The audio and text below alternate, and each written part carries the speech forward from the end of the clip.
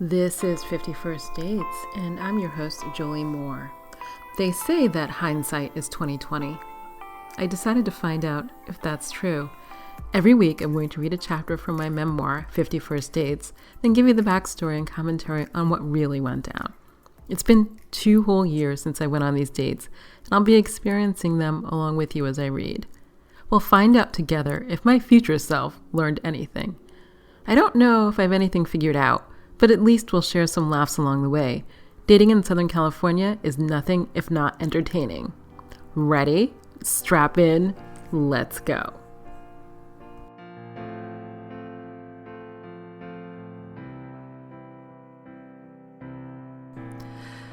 This is Jolie Moore. Hi, how are you? I am recording oddly at night. Usually I record in the morning, but I've been doing a lot of biking and then I'm just too tired. It's been a long time. But I got the second COVID vaccine, so that makes me super happy.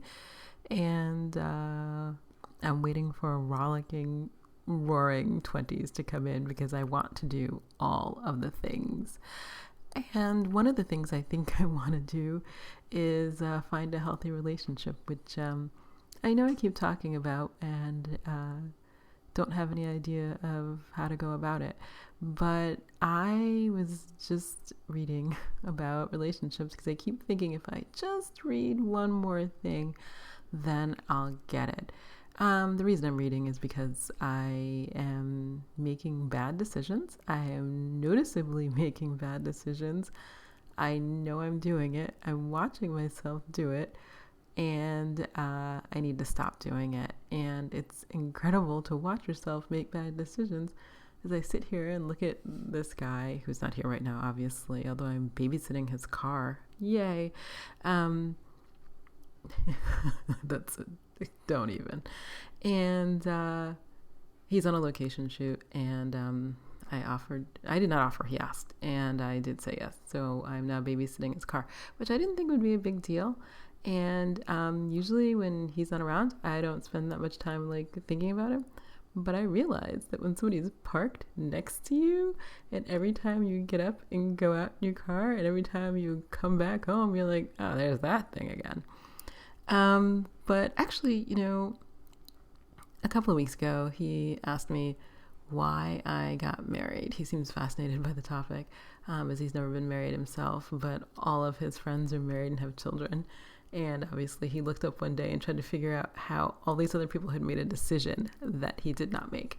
And I gave him the standard answer that I usually do. Actually, he asked me something, and I said, I'm not recommending marriage. I said I was standing crying at the altar on my wedding day, which is true because I knew I was making a mistake. I was really, really sad about it, and I was crying, and all I could think of is, I don't even know what I was thinking. I was thinking, wow, I'm making a mistake, and I'm doing it in front of all these people, and I'm crying, and I'm still going to do it anyway. And it wasn't a great day. My ex, who behaved exactly as he always did, lost his temper and was screaming at people in the park where we got married. So we got married in a public park. He was not thrilled with the idea of it being public. I don't know what he was thinking, it was a public park. And so people sort of wandered by, to see what you're doing. And I'm the kind of person who does this. I see weddings, and I'm like, okay, I'm going to go just have a peek over there and see what they're doing. And he lost his shit. He's like, we have a permit, and I don't know why you're here. And I wonder if those people were like, and you're going to marry this guy? But who knows? I was in my own haze of crying. And my mother was crying because she was upset because I wouldn't let her wear a white dress to my wedding. My mother-in-law, however, did wear a white dress to my wedding. So at least I got one of them. I couldn't deal with the other. I ironically, or not so ironically, I guess, was not wearing a white dress to my wedding.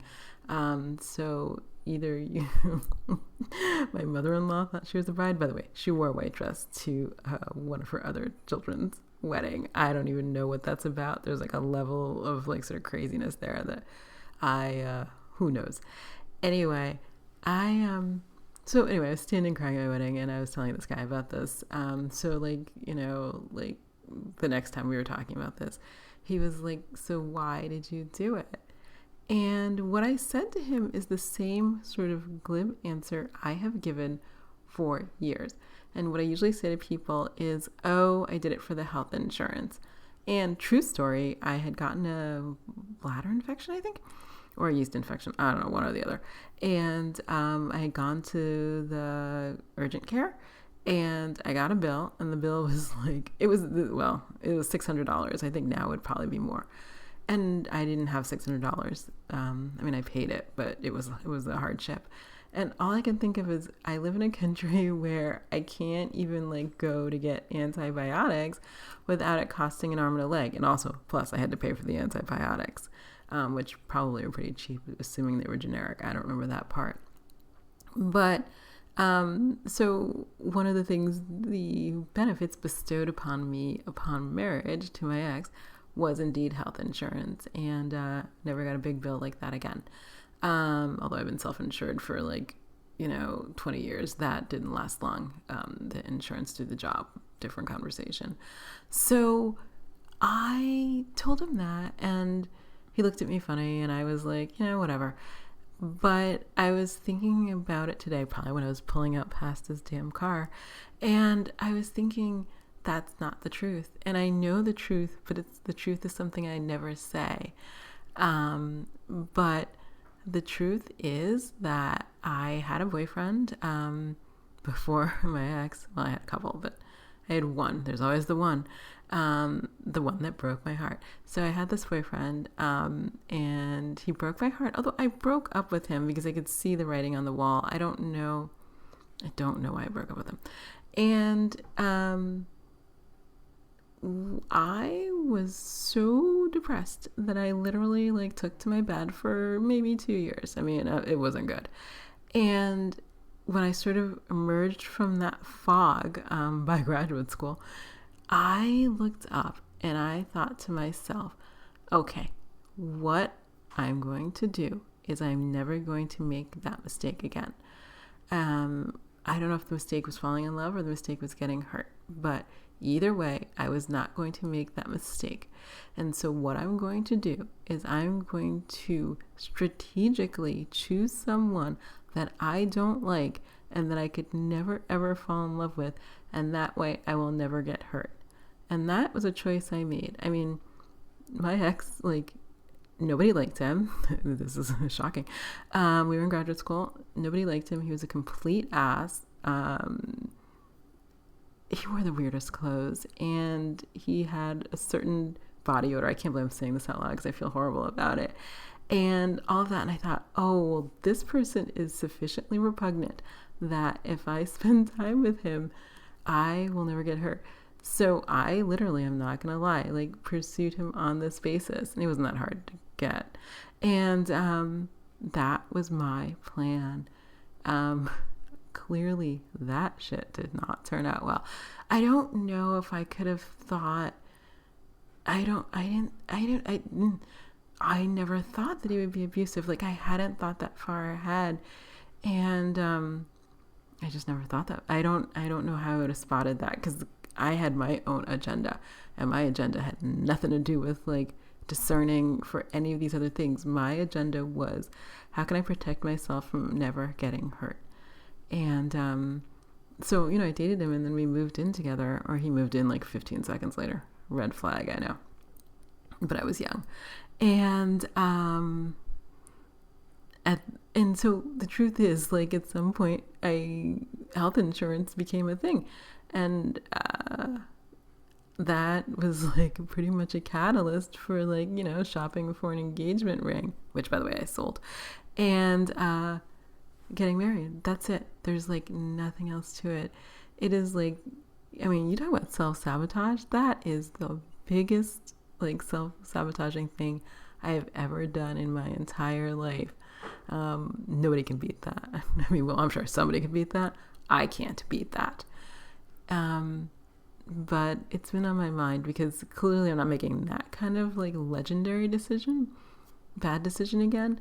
But I watch myself make like smaller bad decisions. So my therapist would be happy to report that my bad decisions are having less impact. They're smaller, and I'm spending shorter periods of time being stupid. But it's not zero. Maybe it'll never be zero because I'm human. It's not zero, but it is concerning.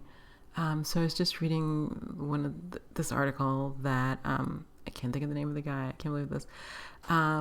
Who wrote some book that I did read, but the article is called "Fuck Yes or Fuck No." And I've thought about that for a lot of things, like even like I'm going to buy this car because I really like it, or I'm going to get this purse because it's a fuck yes. But he was applying the concept to relationships, and he was like, as soon as you figure out your fuck yes or fuck no, it clarifies things. So if people are like not all in it with you, then no. No like equivocating, no spinning around, no, trying to like read a person like it's freaking reading tea leaves or tarot cards. If they're not like all in enthusiastic, then it's a no. And they can figure that out on their own, or they can find their fuck yes person. But I'm leaning toward that as a initial weeding strategy. So all that said, now I have to figure out how to weed out this guy. And then as soon as I figure that out, I think returning his car key would be good, but he's not here in Los Angeles, so there's nothing to do. But it appears that just weeding out that would be like a fuck yes for myself. And that's, I think, the tack I want to take. We'll see. A fully vaccinated Jolie is going to be a crazy Jolie.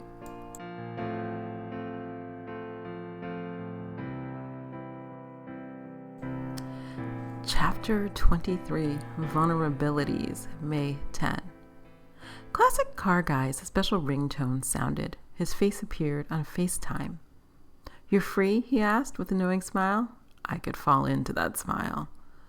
My yes probably came back before he'd even finished his last breath. "I'm driving past downtown. I'm going to see a guy about painting my car. Then I'll swing by your place." "Can't wait." My heart sang. I closed my laptop and did a little dance around my apartment. Then I texted a friend of mine, a fellow author who's going through a divorce with kids. We traded advice. She helped me navigate divorce stuff. I helped her navigate dating stuff. Her parting shot? Enjoy him. "I missed you, honey," were his first words as he came up through my back door. I hugged him. "A good long time. So good to see you," I said. "I also missed that couch of yours," he said as he pulled me through the hall to the living room. We fell into the gray leather cushions. I flicked at a white spot in the middle of his black V-neck. "What's this?" His laugh was hearty. "Toothpaste. At least I tried," he said. Then he kissed me and we stopped talking. When it was obvious that we were done talking, we moved from the living room to my bedroom. There's something about time and distance and perspective that made this hard to fall into, to enjoy. When he was satisfied, I got up and off and took a shower. Then he did. When he came up fully dressed, he announced he was hungry. "Do you have time before you pick up your son from school?"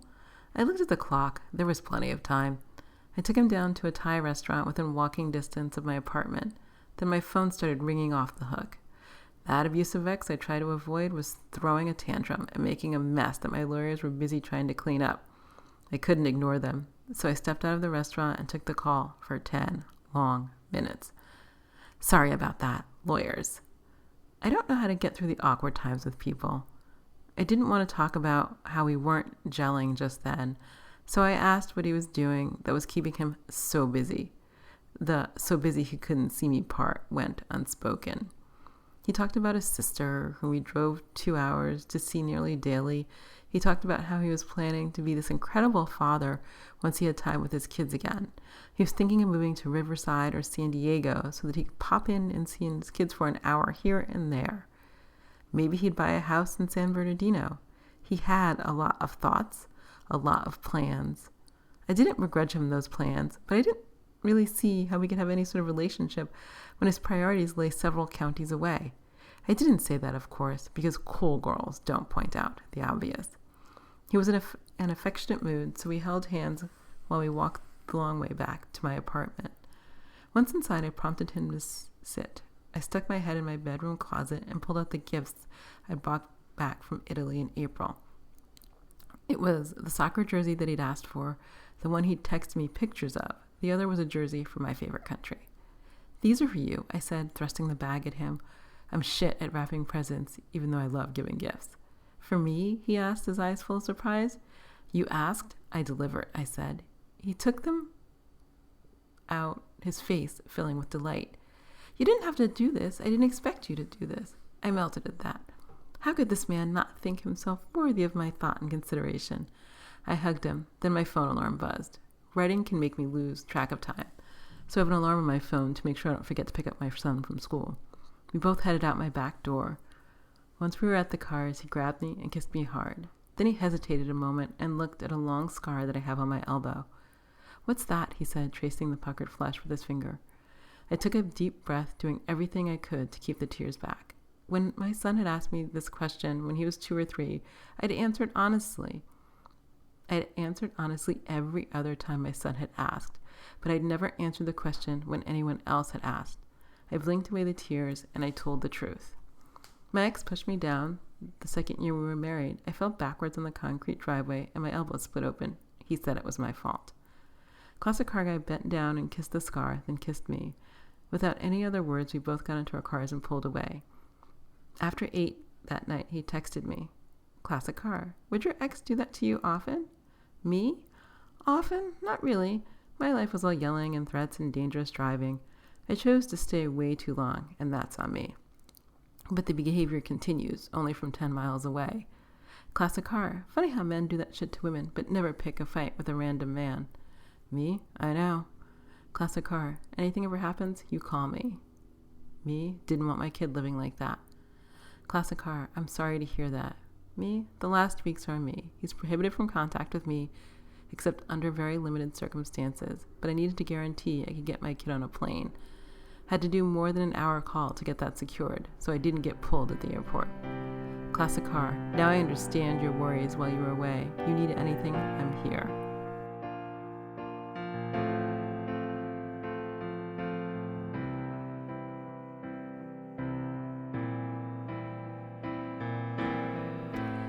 That's kind of interesting. I had no recollection of that, although ironically the car is parked in the space where he would parked. The beauty of having 2 spaces in a place where there's no parking. And I had forgotten that I told him that. That guy. For me, I guess he was a fuck yes. For him, I was a fuck no. Because, he never turned up. And I never, I don't know. I didn't ask why. I guess now, would I ask? I guess I would ask. I'm not even sure. But I would like to think that now if a guy, didn't turn up, well, obviously, if he stood me up, I would have said no. So we wouldn't have gotten this far. But if he kept saying, "Oh, I want to see you," but never could, I guess I'd ask why that was. Or would I just cut him off? I don't know, I might ask because I'm nosy like that and I love to hear what people have to say. I mean, it's a bunch of excuses and none of it probably true, but it's always interesting to hear that stuff. But I would make a different decision now. See? I would make a different decision. I feel liberated. I think that's the first time I'd ever told anybody about that. If people ever ask me about that scar, I'm not really sure what I said. I think I probably told a version of the truth, which is I got it playing basketball. But the thing about my ex is that he can't lose games. So if you play Monopoly with him or anything, he cheats. Oh my God, it's so awful. So in addition to not driving with him and a whole list of other things I couldn't do with him, I could also never play board games or computer games or anything that was competitive. Because if he lost his shit. And if he could, he would just cheat. He cheated at everything. Actually, I had the worst experience. Me, my ex, and my kid, we were biking. My kid was I don't know. It was right before I left, so he was 8. And I knew I was leaving, but we were on vacation because I went on like 3 vacations before I left. Crazy, horrible, horrible, horrible. And anyway, we're on vacation, so we were biking, and at the time my 8-year-old was all into like racing and beating me. So like before my ex got there, my kid and I were like just running around, and like he was like, "Mommy, I'm gonna beat you, let's have races." So we had been doing that for weeks, and the kid, honestly, because full of kid energy, could beat me while I was still like futzing around, like putting my foot on the pedals. But neither here nor there. So my ex got there, and we all get on bikes, and my kid's like, "Daddy, Mommy and I have been racing. You should join the race," right?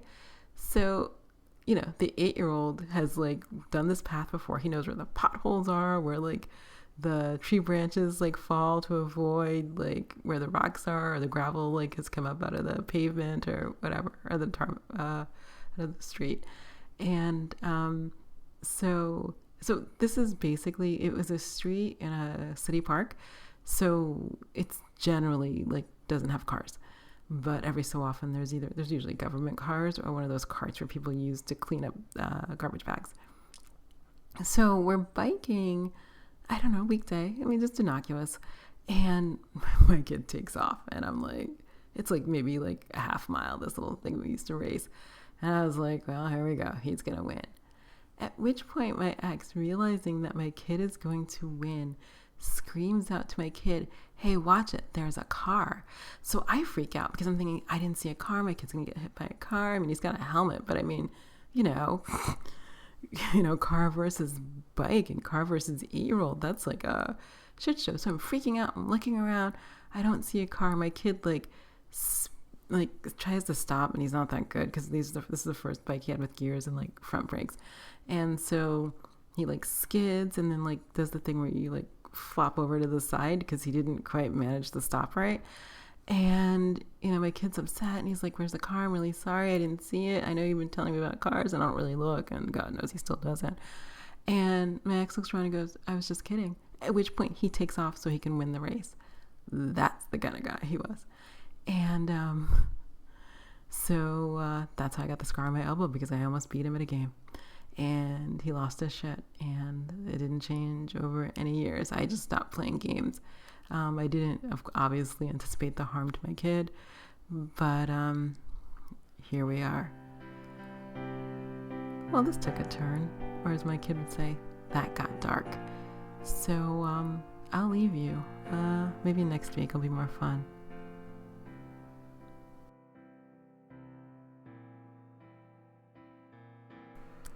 I'm Jolie Moore, and this has been 51st Dates, the podcast. If you enjoyed listening, I hope you'll share, rate, and review it on Apple Podcasts. It will help others find the craziness that is dating in Southern California. Also, please hit the subscribe button on your podcast app. If you'd like to read ahead, my memoir, 51st Dates, is available wherever books are sold. A link is always included in the show notes. I'm also a romance writer. If you want to know more about my books, please visit joliemoore.com for more information. You can also follow me on Instagram at XOJolieMoore and on all social media at the same handle, XOJolieMoore. Thanks for listening, and I'll be in your ears next week.